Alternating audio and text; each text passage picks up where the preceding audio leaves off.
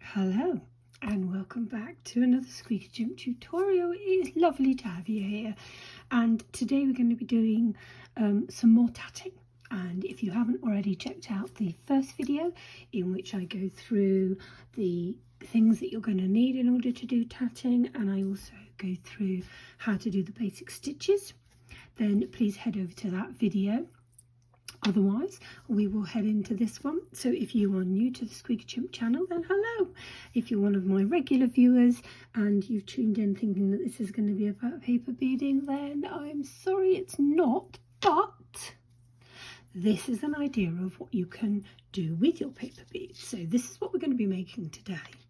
And you can very easily make some small tiny beads in order to add to your tatting. So it's just another way to use your crafting. It's another thing to do, but this is what we're going to be making today. So it's lovely to have you here. So we're going to go through it quite slowly, and this may suit some people, it may not, but what I want to try and do is to try and really explain to you and to take you on the journey, so that if you needed to play this at the same time as making one, you could. And just to forewarn you, I can feel a sneeze brewing, so at some point I'm going to sneeze. There we go.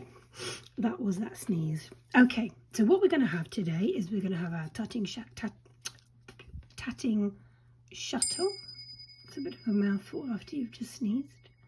A tatting shuttle. And I've loaded mine up with thread, and I've got my ball of tatting thread.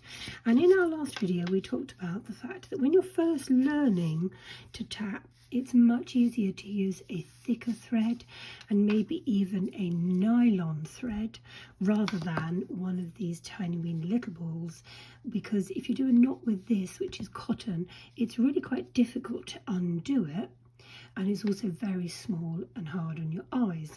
Whereas when you're learning, if you use a much bigger thread, especially this multicoloured one, it's much easier to see what you're doing, and it will really help you to develop the skills that you need in order to do it. So what you're also going to need is you're going to need some picot gauges. Now you might be really good at gauging picots and just doing them completely off the cuff. I'm not, so I use a cocktail stick for my really small picots, which are these, and picots is basically a loop. So this is a loop. These two here, these are loops. These are picots. These are what we call picots. And in between these, where we have joined two rings together, this is a small joining picot. And we want these to be quite small. So when I'm making those, I'm going to be using a cocktail stick. But when I want to make these slightly more decorative ones, I'm going to be using this, which is a small little homemade picot gauge that I've made when I was playing around with some resin. And so I'm going to be using those. And today, to keep it really simple for our first go, I'm not going to be adding beads. Instead, I'm going to make a picot in that space just so that you can see what we're going to be doing. Okay, so let's get started. So our first ring, so I've got a paper and pen here to show you what we're going to be doing. For our first ring, so we're going to start here. Our first ring is going to have 3.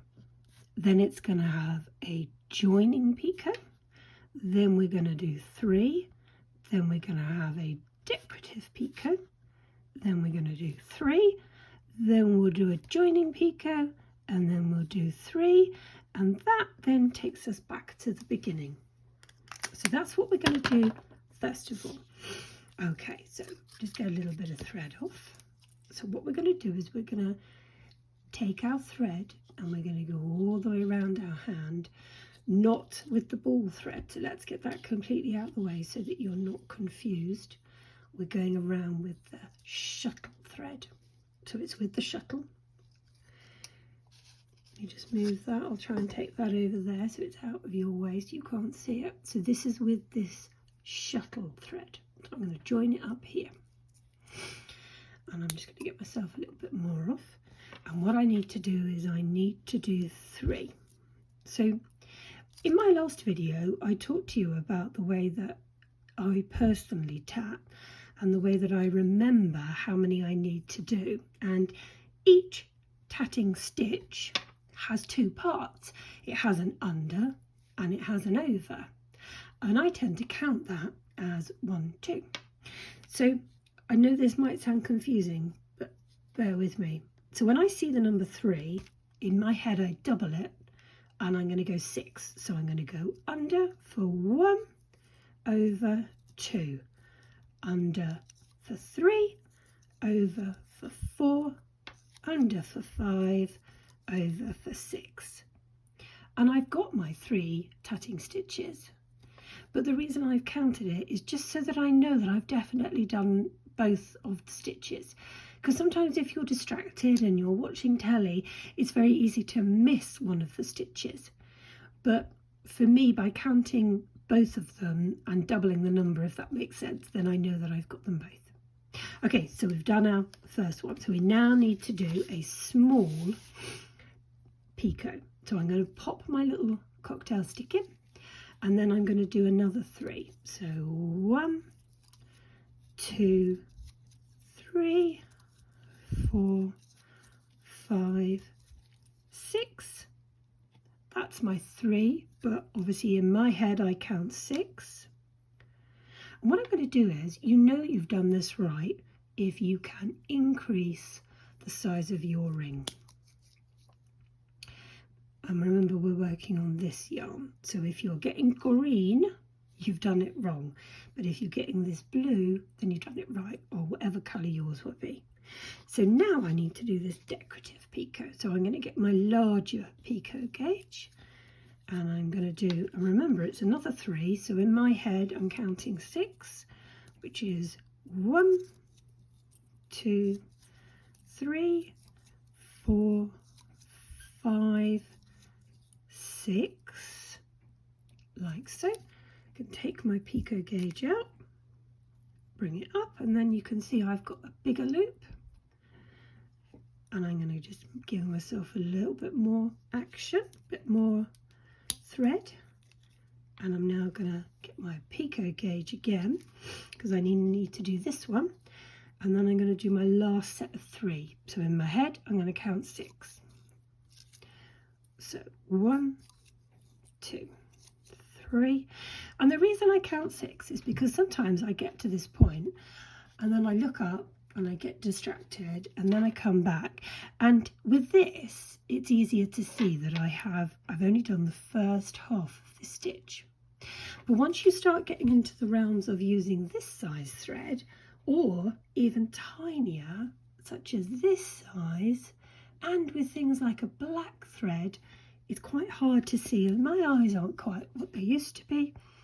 So I just count each one as twice. So 1, 2, 3. I know I now need to do my over, which is for my 4, because my overs are always my even numbers. My under for 5, my over for 6. And there we go. I've got my 2 small picots, my 2 small joining picots, and my large picot. And what I'm going to do is I'm going to pull it up and give it a good tug and join my picot together, and there we go. There is our first ring. Now the next thing we need to do, so I'm just going to hold this there for a reason. The next thing we need to do, so we've got our ring here, and we need to do this chain. So this chain is going to come round here, and we're going to do a decorative picot in the middle. Now you could add a bead, but we're going to do a decorative picot, and this one has got 6 on this side, 6 on that side. So already in my head I'm thinking 12 each side I've got to count, just to keep myself on track. But I can't do it from here because it's round the wrong way. So this is where in tatting you have to reverse your work. So we've now got our ball thread is now at the top, and our chains are what we use our ball thread for. So our rings, we use our shuttle thread. For our chains, we use our ball thread. So this is my ball. And what I do for the chain, and if you've watched our last video, you remember that we go over the finger and I wrap it around my little finger a couple of times. And then this is the area that we're working in. And then I go through it with my shuttle. Now I've got quite a long piece of thread here on my shuttle, and I don't really need it to be quite that long. So I'm just going to wind it up a little bit until I feel happy with where it's at. I'll go with that and I'll go from there. So I need to do 6 chains, but that's 2 parts to a chain. So I do apologise, my printer is turning itself off if you heard that noise. But in my head, I'm going with 12 just to make sure I get both parts done. So ready? 1, 2, 3, 4, 5, 6, 7, 8, 9, 10, 11, 12. Now I've purposefully done that because what I wanted to just show you is if you go wrong with this thread, it's very easy to A, spot you've done it wrong because it's the wrong colour, and B, it's really easy to unpick it, to pull it back up, undo your shuttle and have a look and see where we are. So I can see that we've got 2, 4, 6, 8, 10, 11. Help if I was in shot, wouldn't it? 2, 4, 6, 8, 10.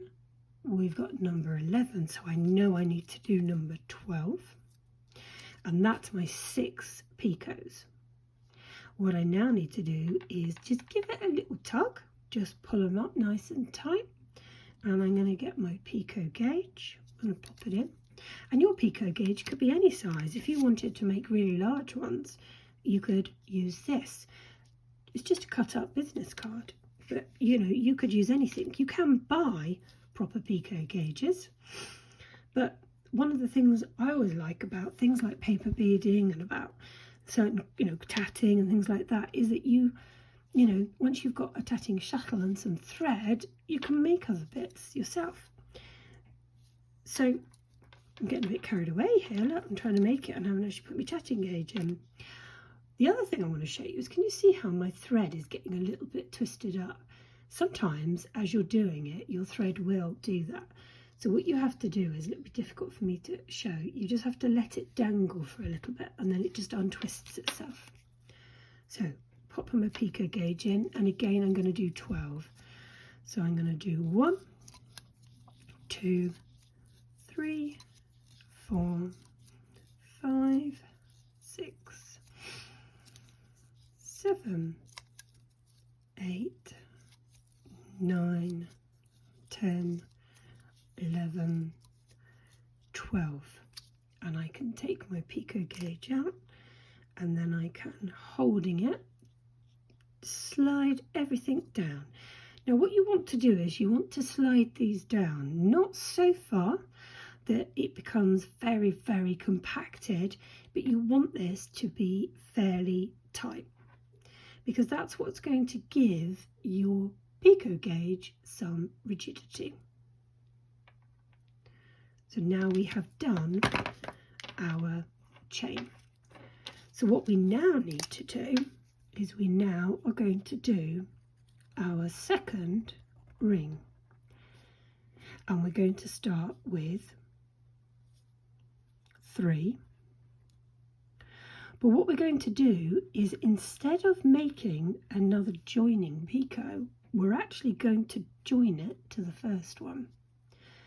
Then we'll do 3, decorative picot, 3, and then we'll make our picot for our next one, and then we'll do 3.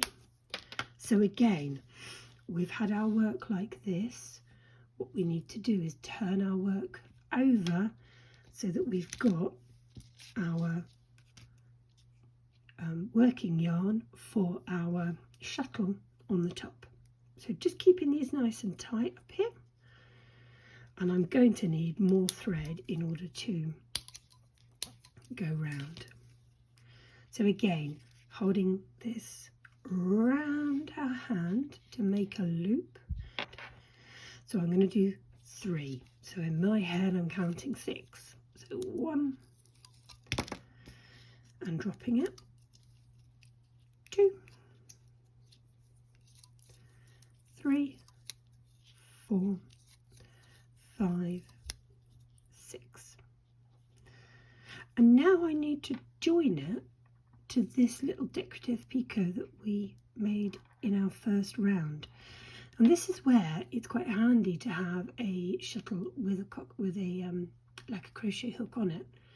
But if you don't have one, you can buy a little crochet hook. It's got a very fine tip, that would work. Or sometimes some of them come with like a little pick on the end of it. So all you're going to do, excuse me, is in this little decorative picot here, is you're going to put your hook through, grab hold of the working yarn and pull it back through, pull it up, and then you're going to slide your shuttle through it, like so. Then you need to pull this back out so that what you have is a loop that's made out of the yarn that's gone around your hand, or the thread that's gone around your hand, like so. And it's a good idea at this point to just check, can I still increase and decrease the size of my circle? If I have, then if I can, then I know I've done it right. So next one is another set of 3. So in my head, that's 6. So 1, 2, 3, 4, 5, 6. Now I need to do my decorative picot, so I'll get my picot gauge, and I'm going to do another 3, but in my head it's 6, 2, 3, 4, and it's getting a little bit tight, so I'm going to pull on it and it should easily slide through. Just get a bit more thread off the shuttle. 5, 6. So I've now round to here. I can take this out. Now I need to make my joining picot for when I get to my next ring. So I'll take my cocktail stick, pop it in, and I'm going to do another 3. So that's 1, 2, 3, 4, 5, 6. Take the cocktail stick out. There's my ring. All I need to do now is just pull it up, pull it together, give it a good tug, and there we go. We now have 2 rings and our chain. So what we're going to do is we're going to reverse our work, and we're going to do exactly the same again. We're going to do our 6 chains. We're going to do our 6 stitches, our large picot, and our 6 stitches to make our chain. So with our ball of thread yarn, pop it around your finger. So we're not making a loop, we're just bringing it around our finger. So this is all still open. I'm just going to pop some of this thread back onto my shuttle because I don't need that much thread for this. And I'm going to do my 6. So in my head, I'm thinking 12.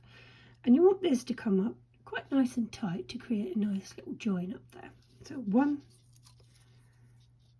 2, 3, 4, 5, 6, 7, 8, 9, 10, 11, 12. Decorative picot time. Pop it in. And then I need to do another 6, so 12 in my head. 1, 2, 3, 4, 5, 6, 7, 8, 9, 10, 11, 12.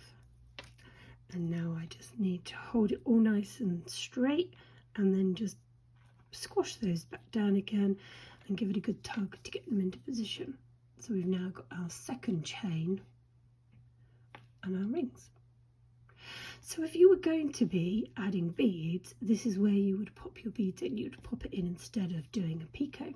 You would just pull your bead along, having already put it onto the ball thread. You'd roll it up and then you would add it into it when you get to that point. So our next thing we need to do is, once again, we're going to make another one of these chains, rings. So what I will do is I'm going to carry on doing this, and so that this video isn't 12 hours long, I'll stop there and you just have to keep following that pattern until you get all the way around. So how many you do is kind of up to you, and you'll get a bit of a sense of how many you need. So in this one I have 6 rings and 6 chains, but I have other ones where I have done, I'm just trying to find one where I have done 5 rings and 5 chains, and that works quite well as well. It just depends on what kind of look you're going for, but 6 seems to work quite nice. I know flowers tend to be in 5s, but this does sort of work quite well because it's not too squashed. So I will join you back when I've done my 6 rings and I've done my 6 chains, and we're back to the beginning again, and I'll show you how to finish off. Okay, so we're back. We've now got 1, 2, 3, 4, 5 chains, rings, and 1, 2, 3, 4, 5 chains. Now the reason I've come back here is because when we are now doing our ones, if I bring my picture in, when we're now doing our rings, instead of doing a join, a large picot and then a small picot ready for the next one, we've now done all of the ones we need to do. So this time we're going to join it onto the next one, do our large picot, come around here, and then this one we would join on to our first one that we did and then finish it, so that it creates a complete loop. So I will show you what I mean. So with my work reversed, just get some more thread off. I'm going to make my loop to make my chain ring with. So I'm going to do 1,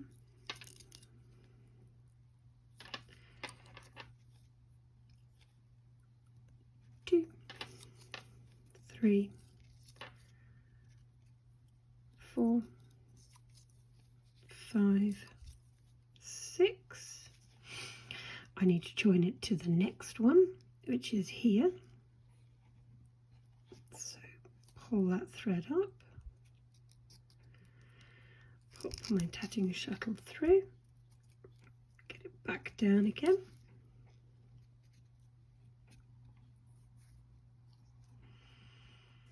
Like so. And if this gets in your way, just fold it back and pop it in your hand. So I now need to do another 3. So 1, 2, 3, 4, 5, 6 in Zoe's world. Large picot. 1, 2, 3, 4, 5, 6. Take my picot out. Going to give myself some more room, some more thread off my hook. Now this is where on all our other rounds we've done another small joining picot, but this time what we need to do is to bring our original one down. So this is our original one we did. And now what we need to do is we need to join it to this little hole here. So we're going to put our hook through, pull our needle through, pull the thread up, pop our shuttle through, and then bring it back down to here. So we've now got both of those rings attached to our new ring, and then we just do 3 to finish. So that's 1, 2 to create the first one, 3, 4 for the second one, 5, 6 for the third one. And now we can pull this tight, and we've now got our middle rings all joined. So we've just got our last bit to do, so I will fast forward myself doing that, and then I will come back to where we'll just finish off our flower.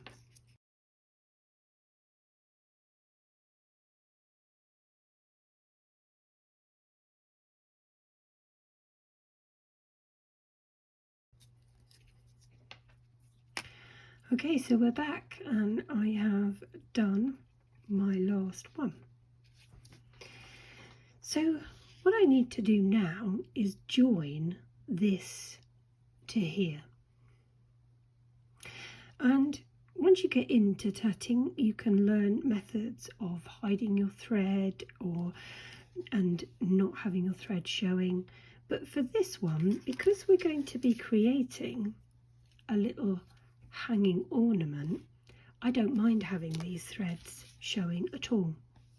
So what I'm going to do is I'm going to evenly go up my threads and then cut off a nice amount so that I've got some room to play. So I'm cutting both the ball thread and the shuttle thread. And what I need to now do is pull through this thread, what was the ball thread. I'm going to pull it through here. Now have a look at your work and decide whether there's a particular side of it that you like as the front and which side you like as the back. I kind of like that one as the front. So what I'm going to do is I'm going to find a little hole, and I think this would be a good hole to go through with my hook, and I'm going to grab hold of that thread and I'm going to pull it through. So now I've got that thread through here, and I'm going to tie a knot.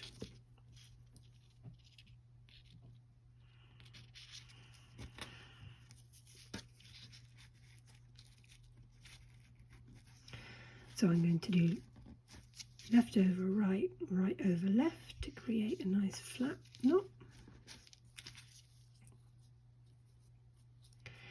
Now you can, if you want, add a bead at this point. You could slide a bead down, you could add a bead at the top, or you could just simply tie a knot at the top, and then you've created a hanging ornament like so.